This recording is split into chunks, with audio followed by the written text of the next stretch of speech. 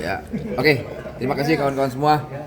Hari ini kita sudah selesai launching BTW, Buru Tanya Wamen. Alhamdulillah, puji Tuhan tadi proses interaktifnya per berapa menit atau berapa detik lah, itu luar biasa. Jadi kita bisa menjangkau langsung antara pelaku usaha, kemudian juga buruh yang butuh diperhatikan hak-haknya.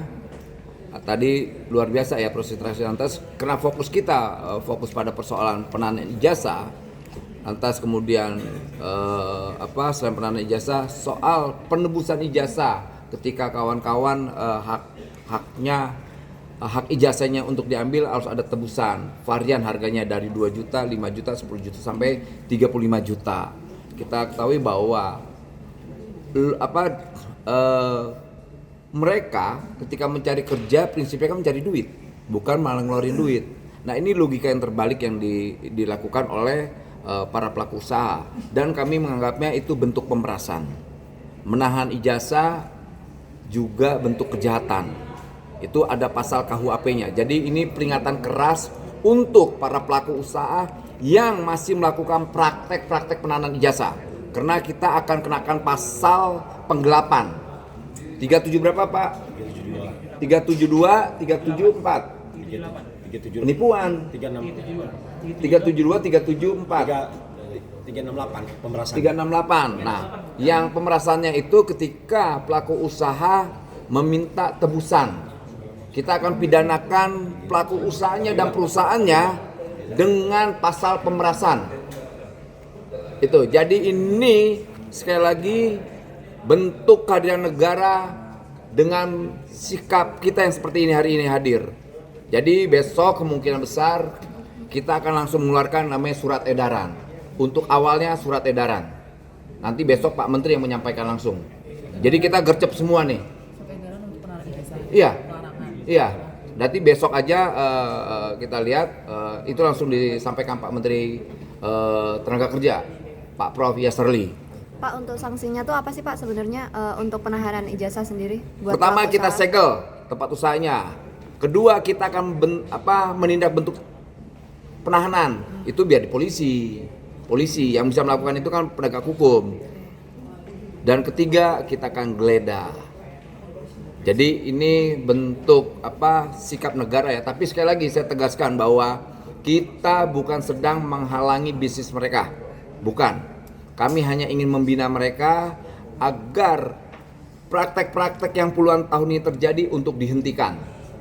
Itu berlaku dimanapun perusahaan. Ternyata ada juga dari BUMN melakukan praktek penahanan ijazah, ada juga swasta, ada siapapun. Ini baru tahap awal dan kita akan membuat regulasinya.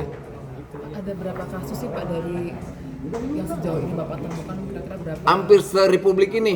Kira-kira Pak? Kira-kira Sampai bisa angkanya di atas ya ribuan perusahaan. Ribuan praktek ini dilakukan oleh ribuan. Dan alhamdulillah kemarin di Surabaya sudah ada ratusan perusahaan atau pelaku usaha yang langsung mengembalikan ijazahnya. Di Riau juga, di Medan, Kalimantan dan sebagainya. Artinya praktek-praktek ini sudah sedikit mereka takut ya, karena memang sikap kita tegas soal ini. Pertama, kita bukan sedang meminta saham ke perusahaan.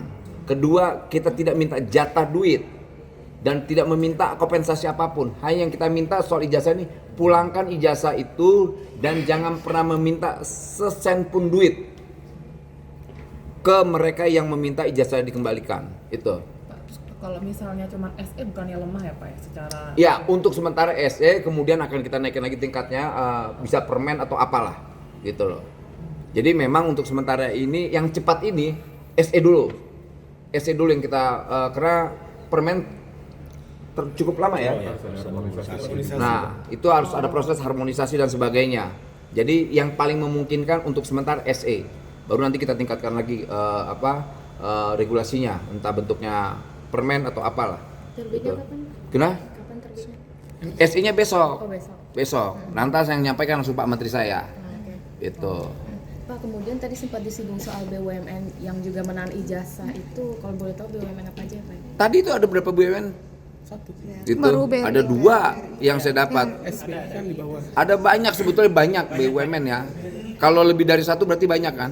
Saya nggak mau menyebutkan dulu BUMN-nya karena kita akan validasi dulu. Gitu. Tapi ketika itu terjadi, misalnya tingkat cabang, kita segel cabangnya. Mungkin ada mau tindak lanjut bersama Pak Erick gitu Pak? Oh iya dong, kita akan sampaikan ke Pak Erick Thohir atau wakil menteri yang lainnya ya, wakil menteri BUMN.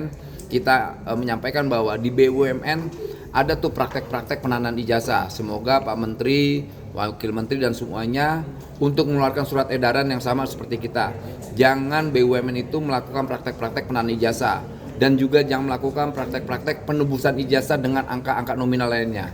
Pak, segel tuh maksudnya tidak boleh beroperasi sementara gitu? Ya iya, kita segel. Loh kan itu segel tuh di Surabaya, kita segel tuh di di Riau. Gitu. Kita nggak main-main dalam hal ini. Gitu. Berarti kalau misalnya mau menyampaikan ijazah itu mungkin mereka akan bisa diganti dengan ijazah yang dilegalisir atau gimana sih Pak? Ya sebetulnya gini, mereka bisa ganti misalnya dengan ijazah yang legalisir gitu loh. Fotokopi ya? Itu boleh lah fotokopian. Jangan ijazah asli karena itu dokumentasi pribadi, nggak boleh. Itu dalam konvensi ILO 29 ayat 2 1930 itu dibilang perbudakan dan kriminal. Jadi siapapun yang melakukan praktek penanaman ijazah kita anggap bentuk kriminal. Ada target khusus nggak Pak? Kira-kira untuk si kanal ini akan beberapa kasus yang akan diselesaikan berapa lama? Oke, ini kita targetkan untuk 2 bulan 3 bulan ke depan. Semoga persoalan ini selesai, gitu loh. Karena ini ribuan loh, saya bahkan bisa puluhan ribu nih perusahaan yang melakukan praktek ini, gitu loh. Sampai di mall-mall, sampai maaf ya, Alfa, Indomaret juga melakukan praktek itu. Dan banyak juga perusahaan yang besar sama melakukan praktek itu, gitu. Kita tabrak. Sektornya kebanyakan di padat karya atau padat modal Pak ini soalnya? Ya banyak lah macam-macam lah kawan-kawan tahu lah, gitu. Sama ini kan udah puluhan tahun ya Pak? Iya. Itu di jenis perusahaan yang kayak gimana sih Pak yang sering melakukan ini? Hampir semua jenis perusahaan. Oh iya? Loh, semua jenis perusahaan. Bukan yang tadi kamu sampaikan semua. Semua subsektor industri Iya, juga? subsektor industri. Jadi saya ingin menyampaikan pesan itu doang. Pelaku usaha, industri dan pengusaha jangan lagi melakukan praktek ilegal ini. Karena kita akan melakukan upaya hukum. Pertama, kita akan pidanakan soal penggelapan. Kedua, kita akan pidanakan soal pemerasan jika mereka minta tebusan. Gitu. Terima kasih. Kalau secara anekdotal Pak, ini dari 100% tenaga kerja yang ada, kira-kira berapa persen sih Pak menurut Bapak yang ijazah ini ditahan? Gimana? Belum nyambung nih otak gue. Secara anekdotal, berapa persen tenaga kerja yang ijazahnya ditahan kalau dari... Ini kamu nanyanya kalau Jumlahnya? kerja ada 100 juta gitu maksudnya Iya, berapa persen gitu? Iya.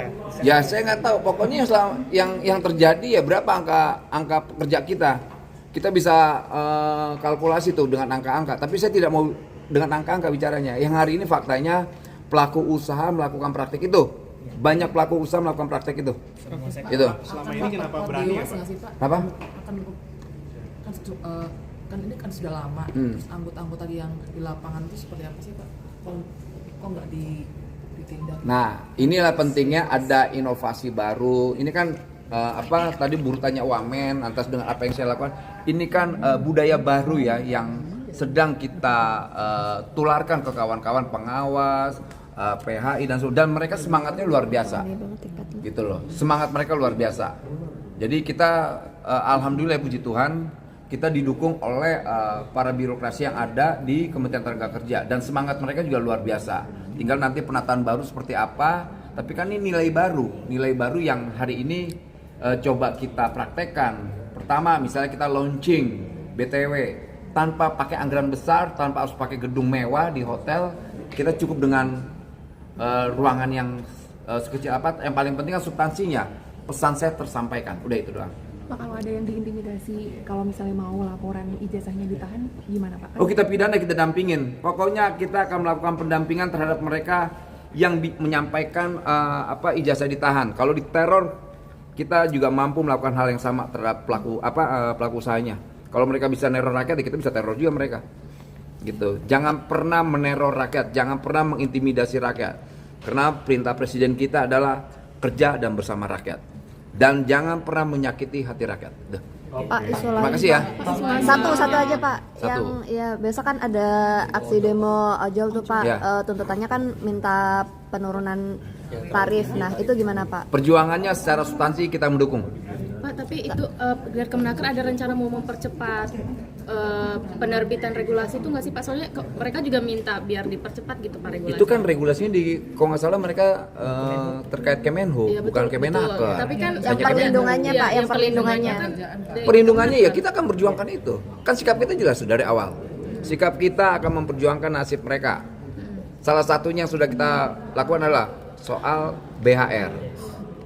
Gitu. Kemudian pelaksanaan implementasinya mereka berbohong dan rakus, yaitu soal mereka. Kita yang jelas negara pasti hadir. Makin marak PHK di industri non padat karya terkait media gitu. Pak Wamen, Di media Pak, di media Pak kan Wamen, semakin banyak PHK nih Pak di mana? izin soal isu gerai retail asing yang lagi tutup itu dampaknya ke PHK gimana Pak? TW dulu ya.